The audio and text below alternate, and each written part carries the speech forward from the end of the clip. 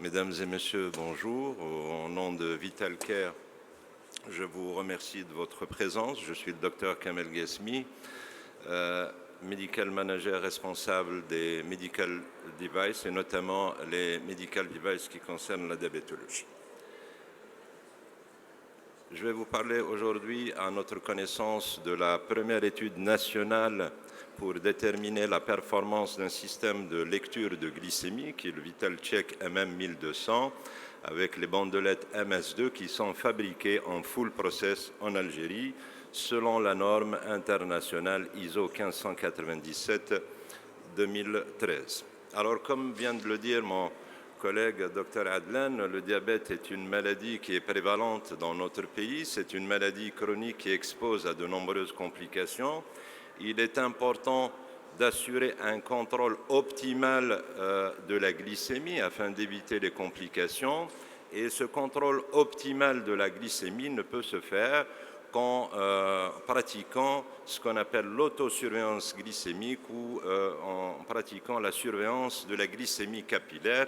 C'est cette goutte de sang qu'on prélève au niveau du bout du doigt et on va essayer d'analyser le taux de sucre dans le sang.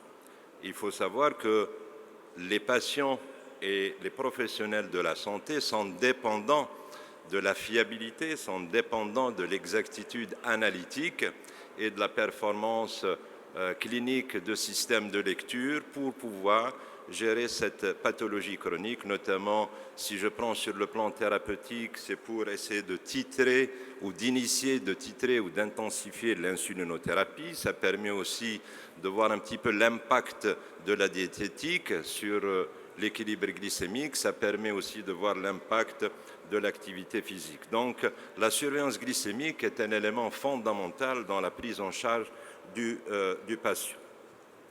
Aujourd'hui, on est dans cet événement de la CIFAL et comme vient de le mentionner aussi mon collègue, le pharmacien a un rôle important dans le parcours de la prise en charge du diabète et nous voyons que depuis 2 ans, la Fédération internationale pharmaceutique dit que le pharmacien est un acteur de proximité, de suivi et de l'accompagnement du patient.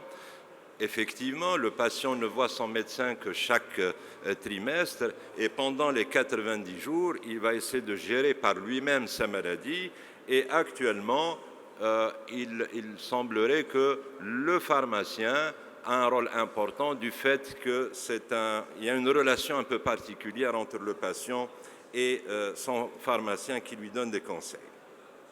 Donc, depuis 2 ans, la Fédération internationale pharmaceutique a édité 2 bouclettes concernant le développement des compétences et de l'expertise des pharmaciens pour pouvoir aider le patient, notamment en matière d'éducation au niveau des officines. Le pharmacien a plusieurs rôles à jouer. Pour un patient diabétique, il peut intervenir au niveau des conseils d'éducation. Il permettra au patient, ou il éduquera le patient, ou lui donnera des conseils diététiques, des conseils concernant l'hygiène. Il peut aussi lui expliquer ou lui faire comprendre les signes d'hypoglycémie, qui est un accident aigu, et comment intervenir. Et il pourra aussi contribuer à la surveillance de l'observance, que ce soit l'observance sur le plan thérapeutique ou l'observance sur le plan de la surveillance glycémique. Le pharmacien va intervenir aussi au niveau du choix du glucomètre, et ça c'est un élément fondamental. Et ce choix de glucomètre va dépendre de 2 éléments fondamentaux. Le premier, c'est la spécification du glucomètre, la valeur intrinsèque de chaque glucomètre, mais c'est surtout les performances de système de lecture de glycémie en matière d'exactitude analytique et de la performance clinique. Et enfin, le pharmacien peut intervenir dans les modalités de fonctionnement ou les modalités de la surveillance glycémique, c'est-à-dire il peut expliquer aux patients comment fonctionne un glucomètre, comment faire pour limiter les interférences qui peuvent affecter les résultats de la glycémie capillaire. Le pharmacien peut aussi intervenir dans l'évaluation de la qualité des systèmes de lecture de glycémie en faisant des contrôles réguliers au niveau des officines grâce aux solutions de contrôle que mettront à votre disposition nos collègues opérationnel.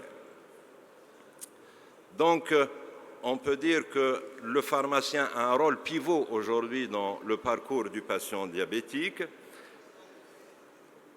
En plus de l'éducation, aujourd'hui, VitalCare va mettre à la disposition des praticiens donc un système qui permettra de télécharger les données qui sont enregistrées au niveau du glucomètre. Et là, le pharmacien a un rôle fondamental, notamment dans la mise en fonction éventuellement du glucomètre, pour s'assurer que la date est correctement mise à jour, ainsi que les heures, pour permettre l'interprétation des données que je vais vous montrer tout à l'heure.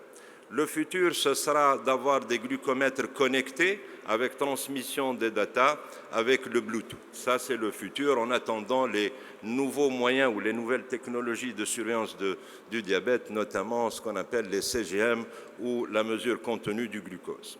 Voilà aujourd'hui le nouveau ou la nouvelle approche en vous remettant ou en remettant aux médecins le câble USB pour télécharger les données des glucomètres, et vous voyez que ça permettra d'avoir une visibilité sur le contrôle glycémique des patients en fonction des repas, en fonction des objectifs, et ça permettra aussi de voir le profil du patient. Comme vous le voyez à votre droite, cette courbe qui démontre un petit peu une sorte de swing de la glycémie avec des valeurs qui peuvent atteindre jusqu'à 3 grammes, témoignant que le malade est déséquilibré, et ça permettra aux médecins de pouvoir, si vous voulez, faire une enquête pour rechercher la cause. En effet, les professionnels de la santé ont très peu de contrôle sur la façon dont comment les patients gèrent leur maladie entre les visites au cabinet. Comme je l'ai dit au départ, on ne visite son médecin que chaque trimestre, et pendant les 90 jours, l'un des acteurs principaux, l'un des acteurs de proximité peut être le pharmacien. Alors, en plus du choix du glucomètre ou de la qualité du glucomètre, ce choix est important parce qu'il y a un bénéfice aussi sur le plan pharmacoéconomique. Et là, je vais vous présenter rapidement 2 études internationales, ou 3 études, l'une allemande, la deuxième canadienne et la troisième anglaise, qui ont utilisé des modèles des modélisations qui sont validés, qui vous démontrent qu'une autosurveillance structurée et qu'un système de lecture de mesure avec un moindre taux d'inexactitude permettent d'obtenir des bénéfices sur le plan clinique ou sur le plan pharmacoéconomique. Comme vous le voyez dans l'étude allemande à votre gauche, une réduction de l'inexactitude qui passe de 20% à 15%, notamment dans les chiffres de la glycémie capillaire. Ça permettra de réduire les hypoglycémies sévères qui sont des accidents aigus. Ça permettra aussi d'une réduction de ce qu'on appelle l'hémoglobine glyquée qui témoigne de l'équilibre pendant les 3 mois. Elle est de 0,14%. Ce n'est pas aussi important que l'action d'un médicament, mais l'autosurveillance peut avoir ou peut contribuer à cet équilibre glycémique. Ce qui est important, c'est sur le plan économique. Vous voyez qu'en réduisant l'inexactitude des glucomètres, vous pouvez permettre, ou ça a permis une économie de pratiquement de 1 million d'euros pour le coût du diabète de type 1 et un coût global pour les malades sous insuline, que ce soit les DT2 ou DT1, qui est de l'ordre de 6 millions d'euros. Donc, pour vous dire que le glucomètre ou l'utilisation des bandelettes peut avoir un impact économique en l'utilisant correctement et en ayant des glucomètres fiables et des glucomètres qui ont qui répondent aux exigences de la norme ISO. La même chose dans l'étude canadienne. Là, on passe d'une inexactitude de moins 15% à moins 10%, et vous voyez les répercussions ou les gains obtenus. La troisième étude, qui est une étude anglaise, là, on passe d'une erreur de 15% à une erreur de moins de 10%, et vous voyez que le gain sur le plan clinique est important, avec une réduction du pourcentage relatif des amputations, qui est une des complications du diabète, qui est de l'ordre de 2,69, et pour le DT1, c'est essentiellement la réduction de la cécité. Idem pour les hypoglycémies. Alors, le pharmacien joue un rôle. C'est important de vous présenter cette étude d'évaluation parce qu'il y a un document qui a été publié par les Allemands il y a quelques années qui attire notre attention sur le switch des glucomètres. Et vous voyez que le switch n'est pas toléré. Il faut s'assurer d'abord que l'analyse ou l'exactitude analytique est identique. Sinon, il faut demander aux patients de surveiller de manière plus, disons, stricte sa glycémie et d'informer son médecin du changement ou du switch des glucomètres. Alors, pourquoi faire l'étude selon les exigences ISO? Comme vous le savez, depuis quelques années, chez nous, la bandelette réactive est produite localement. Souvent, on a des mentions réglementaires qui sont en fait des données d'études effectuées à l'étranger. Aujourd'hui, pour Vitalcare, il y a une production en full process de ces bandelettes réactives et il était important pour nous d'évaluer l'exactitude analytique ou d'évaluer la performance de ces bandelettes réactives. Alors, la norme ISO, en fait, c'est une norme qui est destinée aux fabricants et aux autorités réglementaires, notamment les organismes responsables de l'évaluation des dispositifs médicaux. Et vous voyez sur cette plaque que parmi les différents critères de cette norme ou les différentes étapes de cette norme, il faut mesurer ce qu'on appelle la fidélité de mesure, qui est la répétabilité et la reproductibilité. Ce sont des choses qu'on fait au niveau de l'usine. Par contre, pour l'évaluation de l'exactitude, il a été décidé donc de faire participer un centre de diabétologie, un centre de référence, pour pouvoir faire cette étude, qui est une étude assez complexe et qui est une étude qui nécessite, si vous voulez, des conditions optimisées. Alors, la norme ISO, en fait, elle va déterminer les exigences qui vont assurer un niveau de performance acceptable des systèmes et elle va déterminer les méthodes qui permettent d'apporter la preuve de la conformité de la norme. Voilà essentiellement les principes de cette norme ISO 1597-2013. En fait, on parle beaucoup d'exactitude, mais en réalité, c'est que cette norme va définir l'erreur ou l'inexactitude maximale tolérée.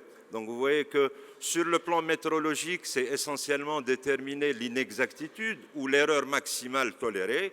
Et sur le plan clinique, on parle beaucoup plus d'exactitude, tout en sachant qu'aucune mesure n'est exacte et que toute mesure est entachée d'erreur. Alors, qu'est-ce qu'elle nous demande, cette norme ISO 1597? Elle nous demande de vérifier si les valeurs lues avec le lecteur glycémie, le lecteur de glycémie et la méthode de référence, si la différence est comprise pour les valeurs inférieures à 1 gramme de plus ou moins 15 mg et pour les glycémies supérieures ou égales à 100 mg de l'ordre de plus ou moins 15%. En langage plus simple, c'est quoi? Si vous avez une glycémie faite au labo qui est de l'ordre de 70 mg et si le lecteur me donne des valeurs entre 55 et 85 mg, c'est acceptable parce que ça répond à la norme ISO. On ne peut pas dire avec 70 mg qu'il y a une différence. Non, c'est l'intervalle qui est exigé par la norme ISO. Pour les valeurs supérieures à 100 mg, c'est plus ou moins 15%. Donc pour une glycémie veineuse que le malade fait le matin au labo, qui est de l'ordre de 100 mg, si mon lecteur affiche des valeurs entre 85 et 115 mg, c'est un lecteur qui répond à la définition même de l'exactitude d'un lecteur de glycémie. Pour la performance clinique, idem, c'est un deuxième critère pour évaluer le glucomètre. Là, c'est pour vous rappeler que cette performance clinique est évaluée par ce qu'on appelle la grille de Parkes.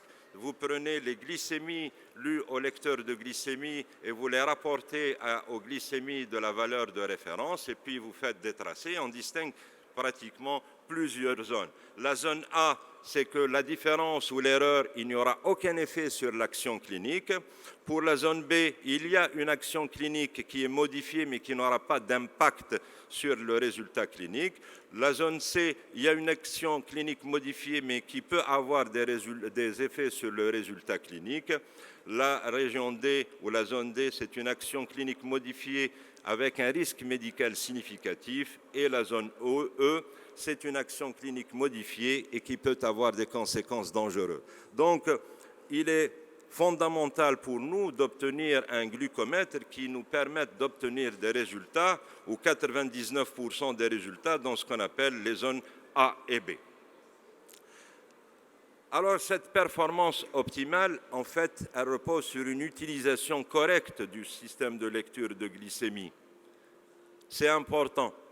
Et nous avions fait une étude de vie réelle il y a 2 ans ou 3 ans où on a découvert qu'effectivement l'autosurveillance glycémique n'est pas faite correctement et que le malade ne respecte pas les règles d'usage du système du lecteur de glycémie. Par exemple, il ne se lave pas les mains. Par exemple, on a les bandelettes qui ne sont pas conservées à température adéquate. On a constaté aussi que le malade faisait une pression lors du prélèvement capillaire et il y a plusieurs facteurs qui peuvent interférer sur les résultats. Alors, cette étude ISO 1597 qui s'est déroulée pendant le mois de décembre, novembre-décembre, les objectifs principaux étaient d'évaluer cette performance du lecteur Vital Check MM1200 et les bandelettes fabriquées en full process au niveau de l'usine, d'évaluer la performance clinique en utilisant la grille d'erreur de PAX que je vous ai montré, mais aussi où nous avons utilisé le site de Diabetes Science Technology. C'est un site qui est en open. Vous pouvez télécharger toutes les datas et c'est lui qui vous fait l'interprétation des données. Je vais vous montrer ça tout à l'heure. Les objectifs secondaires étaient d'évaluer les éventuels facteurs d'interférence, notamment l'hématocrite et les triglycérides. En effet, l'hématocrite est un élément important à considérer parce qu'une anémie va entraîner une surestimation des valeurs glycémiques et une polyglobulie, c'est-à-dire un taux de globules rouges élevé, va sous-estimer. C'est l'exemple des malades qui sont déshydratés pendant la période d'été. Vous pouvez avoir cette discordance dans les valeurs glycémiques, donc il faut prendre en considération ces facteurs d'interférence. Alors dans cette étude-là, nous avons inclus des patients adultes des 2 sexes, des diabétiques de type 2, des diabétiques de type 1. Pour le protocole, nous avons exigé un hématocrite dans la fourchette normale entre 38 et 46%, vu que l'hématocrite peut avoir une interférence. Les critères de non-inclusion qui sont classiques, notamment nous n'avons pas pris de femmes enceintes, nous n'avons pas pris d'enfants parce que c'est régi où ça nécessite, si vous voulez, notamment pour les enfants, une signature par les parents. Donc c'est disons, un aspect assez difficile dans la recherche clinique. Mais on a pris des patients consentants qui ont signé leur consentement. Pour la population et le matériel, nous avons inclus 110 patients diabétiques. Nous avons utilisé 6 glucomètres de séries différentes. Nous avons utilisé 3 lots de bandelettes qui ont été choisis en aléatoire pour éviter le biais de sélection. Nous avons utilisé des solutions de contrôle pour vérifier le bon fonctionnement du couple glucomètre-bandelette et un matériel de ponction spécifique. Ce sont des microvettes spécifiques pour prélever à peu près 300 jusqu'à 400 millilitres de sang capillaire. En fait, cette étude permettait de comparer la glycémie capillaire avec le lecteur et la glycémie capillaire mesurée par la méthode de référence. Et on a utilisé ici ce qu'on appelle le YSI 2500, qui est une méthode de référence. Voilà, cette méthode de référence est importante à souligner. On n'utilise plus le YSI 2300 depuis quelques années. Nous avons choisi ce nouveau modèle qui répond aux exigences, notamment sur le plan métrologique, avec une précision ou un coefficient de variation qui est inférieur à 2%. La procédure, qu'est-ce qu'on a fait? Donc, on a fait un prélèvement capillaire et puis on a partagé ce prélèvement capillaire au niveau de 2 tubes. Le premier tube, on a centrifugé, puis on a mesuré la glycémie, donc ça a été une glycémie plasmatique. Pour le deuxième tube, le sang capillaire total, on a commencé d'abord les mesures sur les 6 glucomètres.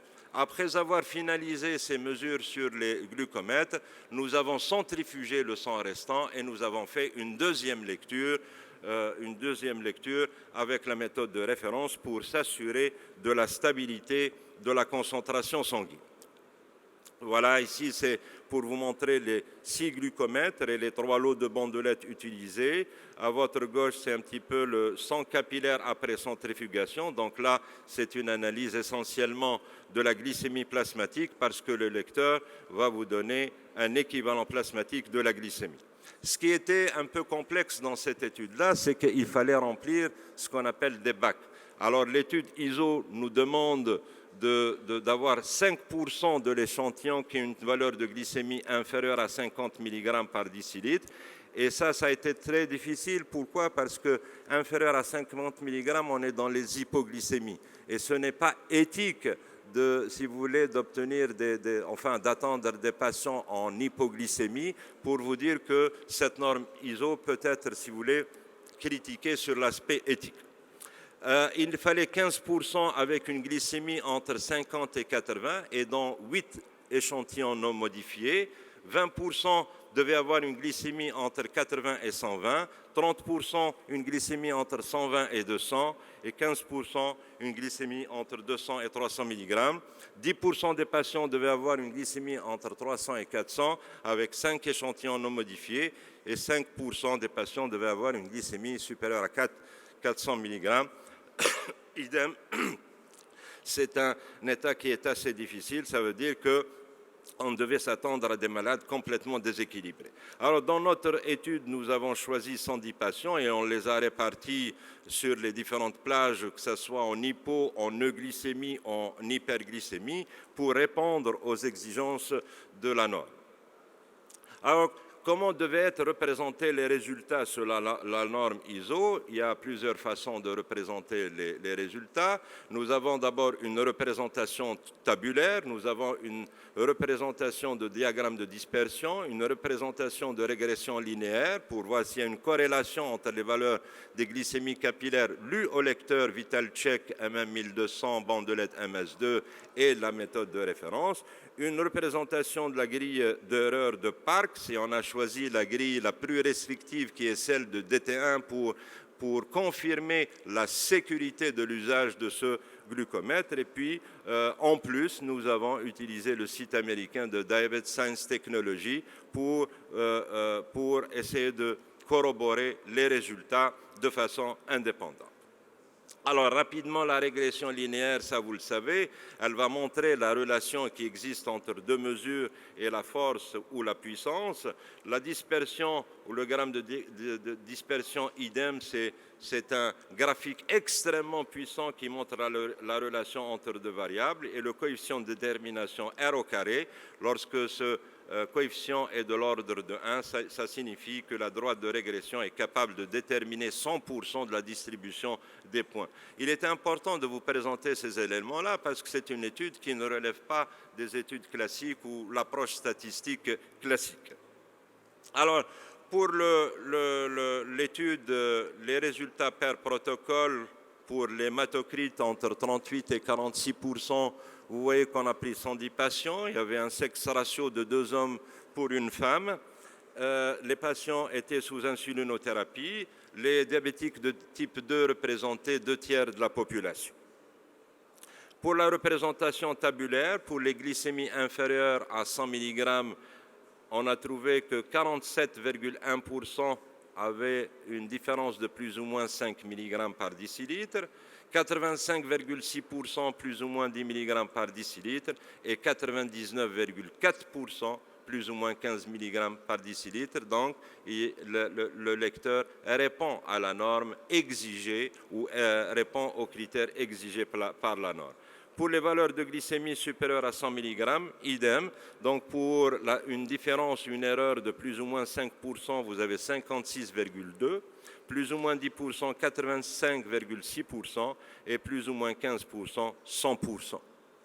Donc la conclusion, le lecteur VitalCheck répond aux exigences de la performance imposée par la norme ISO et globalement, dans cette étude-là, on avait des échantillons de glycémie qui étaient de l'ordre de la plus basse de 23,2 mg et la plus haute de 520 mg par décilitre. Donc globalement, le lecteur VitalCheck MM1200 bandelette MS2 et répond aux normes avec 99,8%. 99,8%.